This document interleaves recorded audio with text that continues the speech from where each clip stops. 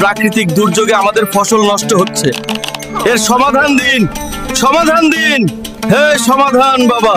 সেরকম পারি না, মাত্র প্রাকৃতিক, যদিও আল্লাহ তাআলার সৃষ্টি দুর্যোগ এই জায়গা থেকে তার ফসলকে রক্ষা করবে, ব্যাপার না, এটা কোনো সমস্যাই হলো না। সমাধান বাবার নিকটে কোনো সমস্যা না। সমাধান বাবা এক ফুৎকারে যদি নদীর পানি সাগরে নিয়ে যেতে পারে না, সাগরের পানি পুকুরে নিয়ে আসতে পারে, পুকুরের পানি কাদা তৈরি করতে পারে, তার জটিল সমস্যাও সমাধান দিতে পারে।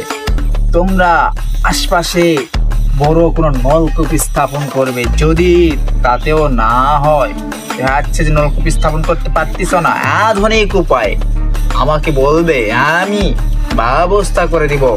তোমাদের এলাকায় যেখানে জমি জমা রয়েছে সেই জায়গায় আমরা আমার সমাধান বাবার পক্ষ থেকে একটি প্রাকৃতিক ভাবে নিচ থেকে পানি উঠানোর জন্য এমন ফুৎকার দিব, দেখবা যে এর মতো মেশিন তৈরি হয়ে গেছে, মোটর।